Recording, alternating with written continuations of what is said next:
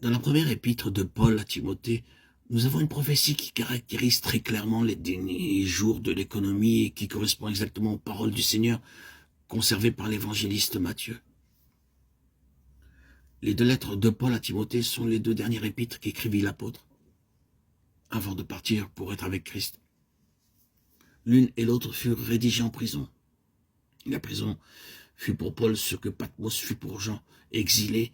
L'apôtre Jean, ravi en esprit, reçoit la révélation des choses à venir. Apocalypse 1:10. L'apôtre Paul lui donne ses dernières instructions pour l'Église de Christ. Règles de conduite pour tous les temps, qui ne s'adressent pas seulement à Timothée, mais à tous les serviteurs de Dieu, ayant affaire avec sa maison. Et tandis qu'il est ainsi occupé, son regard exercé et pénétrant de voyant s'arrête sur les derniers temps, et par le commandement exprès de l'Esprit de Dieu, il annonce en quelques phrases concises le danger qui menacera l'Église d'alors. Ainsi, autrefois, les prophètes de l'Ancienne Alliance transmettaient à Israël le message divin, prophétie d'une portée souvent incalculable, qui n'était parfaitement comprise qu'au moment de son accomplissement.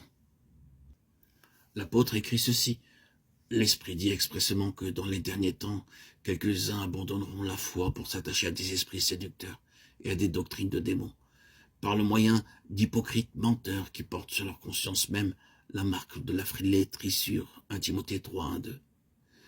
L'avertissement prophétique de l'apôtre Paul est l'unique prédiction formulée en termes précis sur l'histoire de l'Église à la fin de notre économie. Le Seigneur a parlé d'une façon générale des dangers qui environneront son peuple au temps de la fin. Et Paul, dans son épître aux Thessaloniciens, décrit l'apostasie finale et les séductions mauvaises de l'homme de péché. Mais le passage de 1 Timothée 4, 1, 2 est le seul qui indique très explicitement la cause spéciale du péril que court l'Église parvenue au terme de sa carrière terrestre et sous quel déguisement les esprits mauvais feront éruption au sens saint, s'attaqueront à ses membres et en détourneront plusieurs de la pureté de la foi qui est en Christ.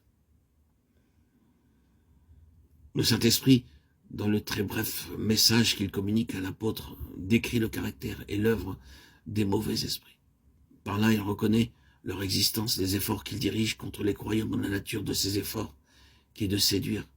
Et enfin, il prédit ce que sera le résultat de leur séduction. Détourner les croyants de la foi en Christ et de tout ce qu'implique cette foi donnée aux saints de façon définitive. Jude, chapitre 3. 1 Timothée 4, 1, 3 dépeint le caractère des esprits séducteurs, et non pas celui des hommes qui sont leur instrument et leur victime.